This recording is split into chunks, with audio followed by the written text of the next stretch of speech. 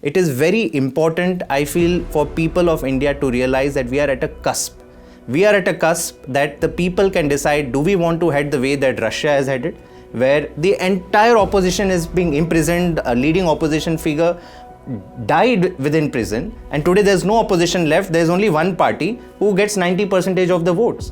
Or do you want a thriving democracy where opposition has equal rights to campaign, to make sure that they fight elections fairly, and where it is not BJP's ED and BJP CBI, it is the Government of India's ED and Government of India's CBI. The reality is that Aam Aadmi Party today is the third largest party in terms of, it's a national party. It's the only, after BJP and Congress, it is the only large party and a party which has a government in 2 states.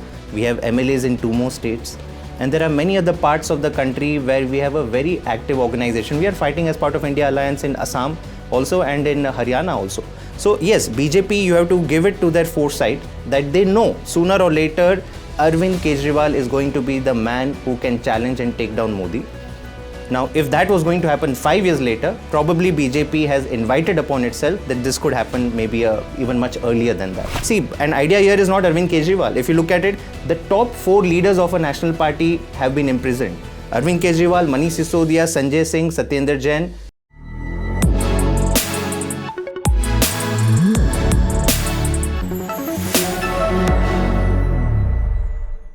Delhi Chief Minister Arvind Kejriwal has now been behind bars in the ED's custody for the last 8 to 9 days. The arrest is real, the mood is grim, and of course the mahal is really, really garam given that it's an election year. I have with me Jasmine Shah, AAP national spokesperson. Jasmine, how's the party coping? See, it is definitely something which we did not expect the dictatorial regime of the current BJP government to fall down to or stoop down to.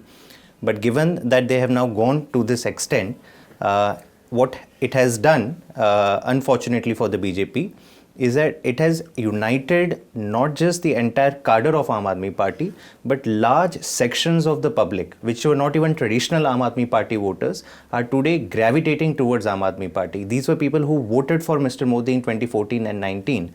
And the feeling was that, people had given Mr. Modi a chance to govern.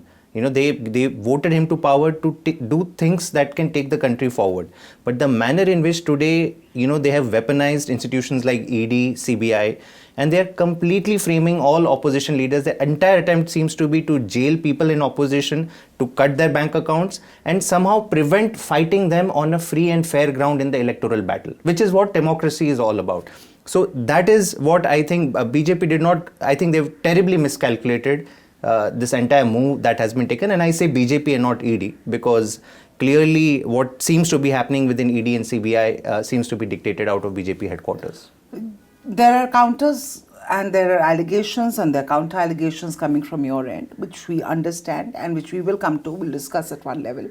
But do you feel that at this point, where you're standing today, you're preparing for a Maha rally in a couple of days, where the entire India Alliance is going to come together. Do you think, A, the India Alliance is doing enough and they are standing by Kejriwal? B, do you feel that Kejriwal's arrest is going to be that one gravitating factor for the India Alliance to actually come together for 2024? I do not even see this question in the same way because India Alliance is a reality. We are no longer waiting for India Alliance to come together. Yes, but there have been a lot of problems over seat sharing. Again, there's going to be a problem over who's going to be the PM face. That's going to happen in the next couple of months. Let me first of all state that the scale at which the India Alliance has been formed has never happened in our country. Okay. Disparate parties, 26 leading parties of the country, not small parties. I mean, NDA calls itself as a coalition of 40 parties. If you ask about which are the parties after BJP and maybe JDU, they can't name, right? So these are huge, big parties, probably, 10, 15 sitting chief ministers in the country.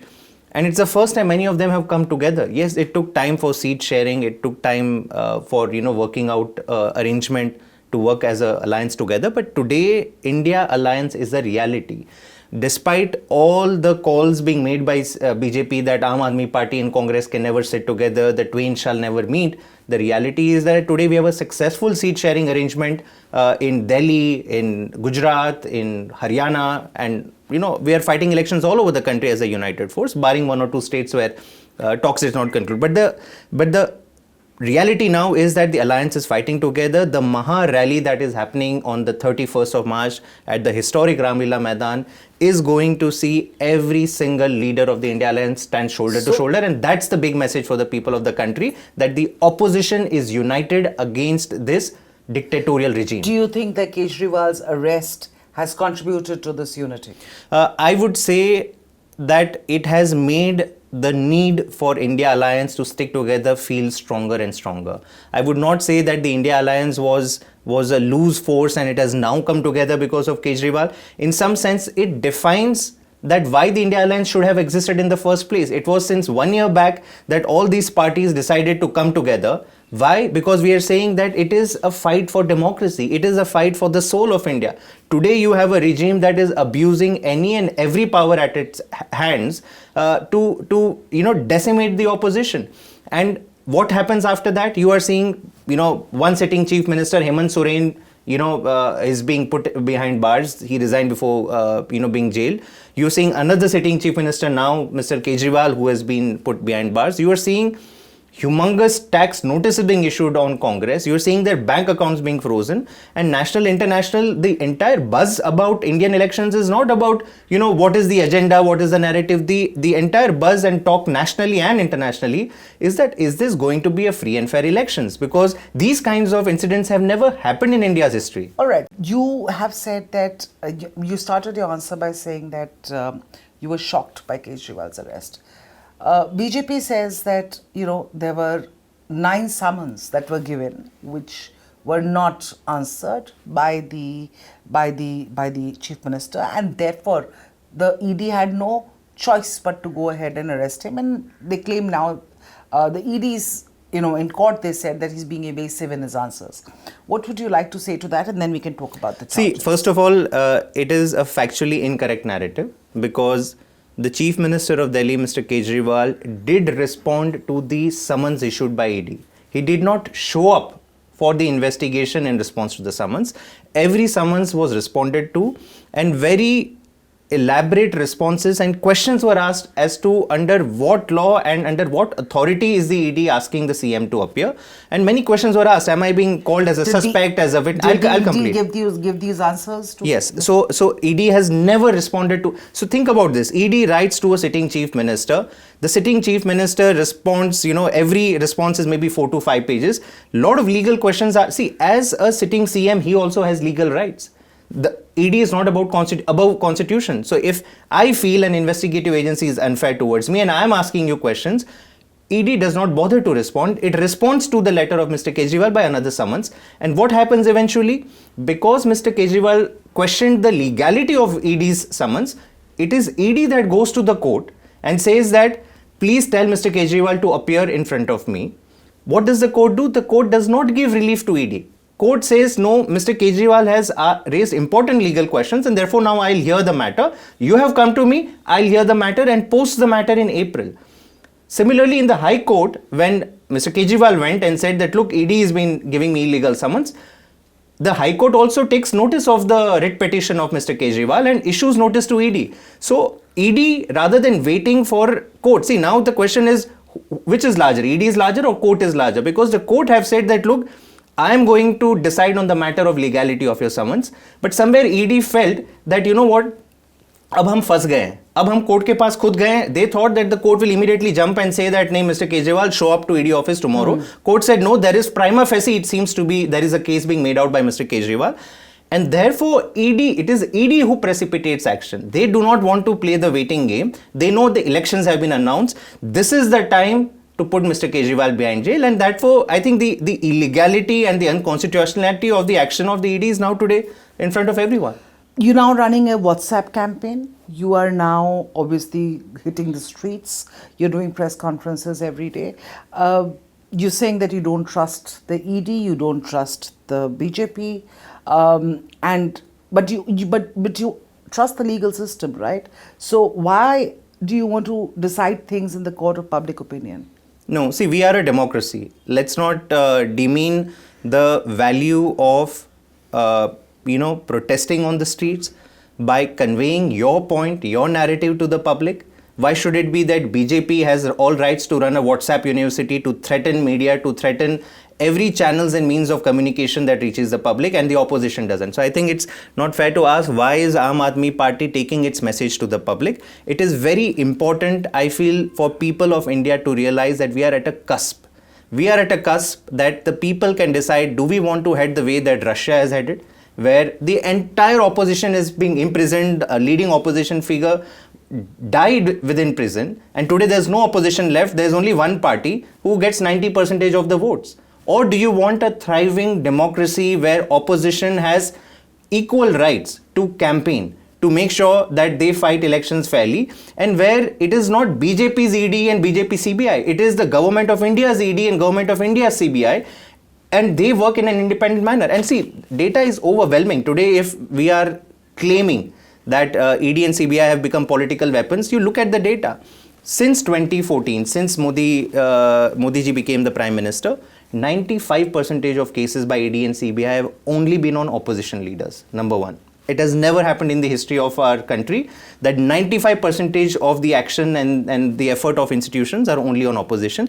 Number two, the moment these opposition leaders change over, turn into BJP, ally with BJP, or, through the washing machine of BJP come and join their government, the cases get dropped. Just yesterday, we are seeing a case, an instance, Mr. Praful Patel, his Ajit Pawar group of NCP, the moment they aligned with the BJP, there were two very serious cases. One was a civil aviation scam of Mr. Praful Patel, and second was another ED-related investigation, with some underworld links and stuff.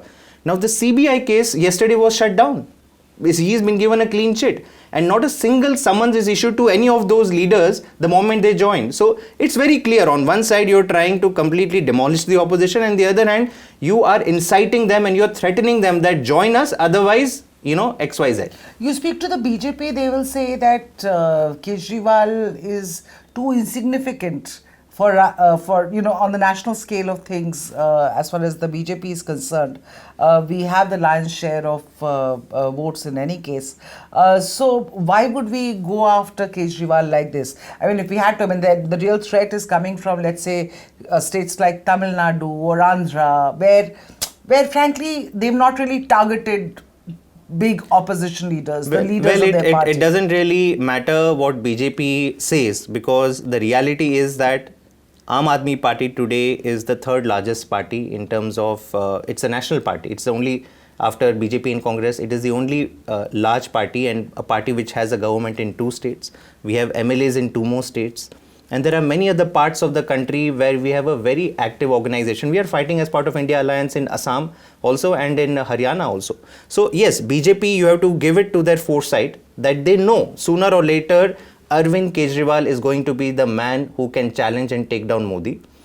Now, if that was going to happen 5 years later, probably BJP has invited upon itself that this could happen maybe even much earlier than that. Because by arresting a sitting chief minister, and it's not about arresting, because CM also is under, the law of the country, but the manner of arrest. You have arrested a sitting chief minister in a fake scam, where for 2 years you've been investigating, 500 raids have happened, not a single money or money trail has been recovered from any leader or person from Aam Aadmi Party. In fact, money trail has now reached the BJP's bank accounts. But what do? You see, an idea here is not Arvind Kejriwal. If you look at it, the top 4 leaders of a national party have been imprisoned. Arvind Kejriwal, Manish Sisodia, Sanjay Singh, Satyendra Jain, and many other smaller leaders. It has never happened in our history. It's not that you have finished trial and you've gotten a conviction. A trial has not even started in this so-called Delhi liquor scam.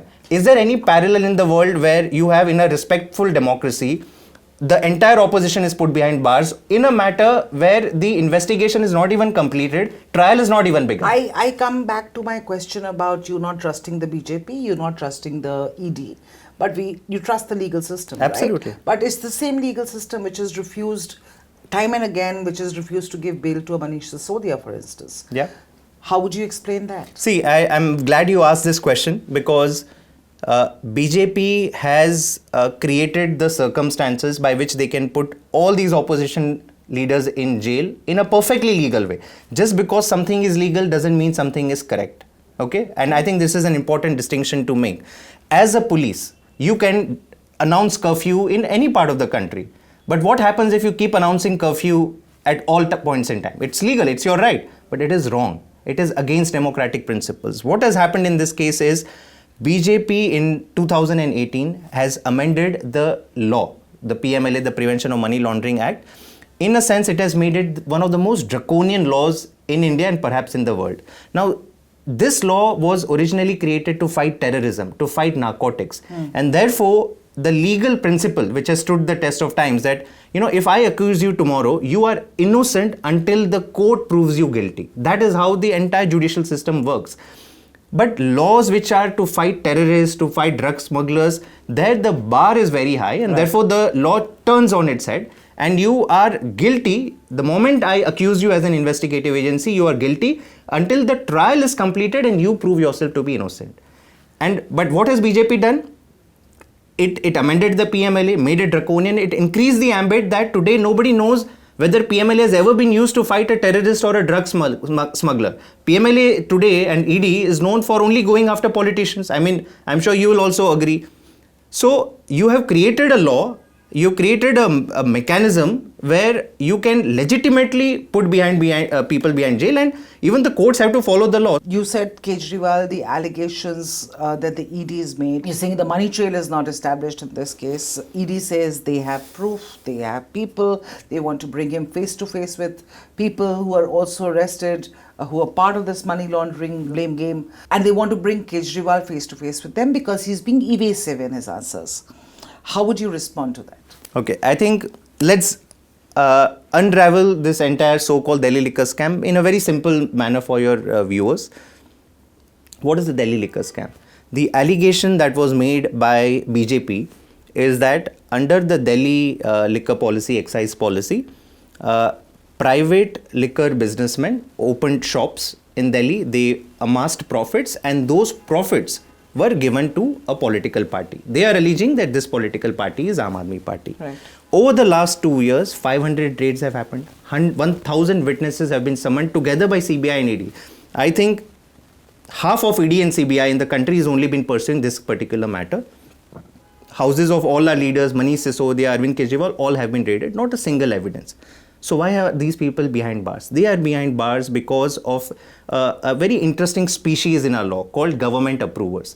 These are people who were arrested by ED and CBI and later have given statements, incriminating statements against AAP leaders, and on the basis of these statements alone, these people have been put behind jail. But approvers are there in every legal system. It is, absolutely. And the bar for taking the approver statement at face value is very high. It doesn't happen.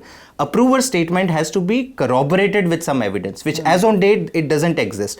Now, I will give you a very plain and simple example of one approver and this guy's name is Sharat Chandra Reddy.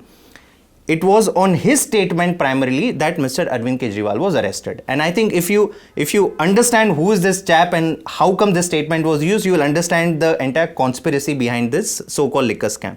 Sharat Chandra Reddy was one of the big beneficiaries of liquor licenses. He opened shops and through a tendering process. Now, on November 10th, 2022, Sharat Chandra Reddy gets raided. And ED raids him and asks him a question, have you met Mr. Kejriwal? He says, I do not know Mr. Kejriwal personally and I have never met him. ED says, no, I think you know him and therefore I'll arrest you. Sharat Chandra Reddy is arrested on 10th November 2022.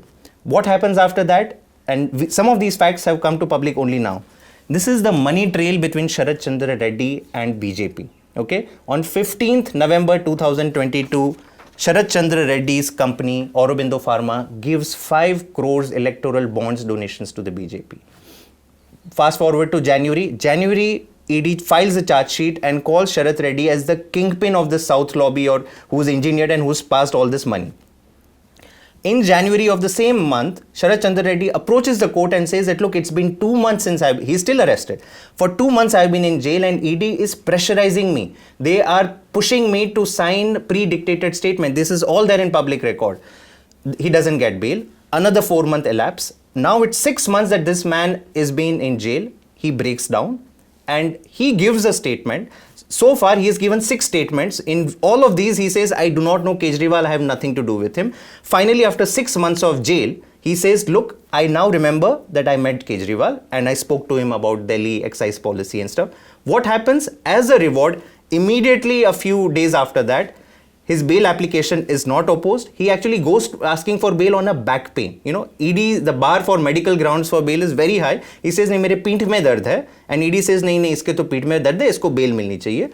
And a few days after that, he becomes a government approver. What does he do? He gives an incriminating statement against Kejriwal. The story doesn't end there. A few months down the line, on 8th November 2023, on a single day, 3 companies related to Sharat Reddy give 50 crores rupees to BJP. So, total 55 crores given to BJP by the so-called kingpin of the Delhi liquor scam. After that, he was arrested. So, if you arrested, called in kingpin means he has money laundering का पैसा, right? उसके पास money laundering का पैसा है. पैसा कहाँ जाता है? BJP के account में जाता है. Just think yourself, and I'll ask your viewers that if any of this money after Sharat Chandra Reddy's arrest had reached Aam Aadmi Party, you would have jumped to the conclusion that, look, here's the money trail. But if the money trail has gone to BJP, what does it show? It shows that this entire thing is a framing exercise. On one side, through ED, BJP has tried to finish off Aam Aadmi Party, arrest all its leaders. And second, aapne vasuli kari. You've run an extortion racket. You pressurized all these businessmen to extract statements, but at the same time, channel funds into your own bank account. All right. Both sides, frankly, could be true. No, where is the evidence for the other side? Exactly. Where is the evidence for the, which is what I was coming to. Where is the evidence now will be presented in court, whatever ED has or does not have as per you.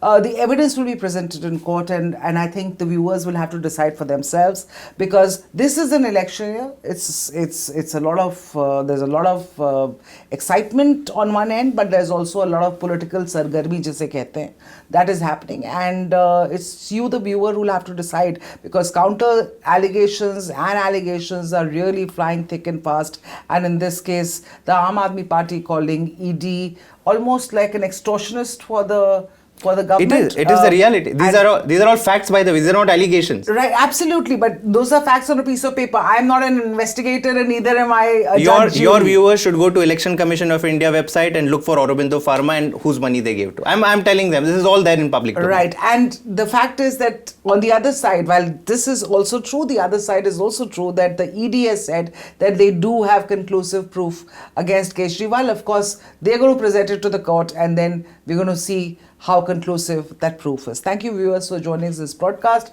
Thank you for giving us this time. I think under the bright lights, we are all sweating now, but thank you so much for joining us and sharing all these things with us.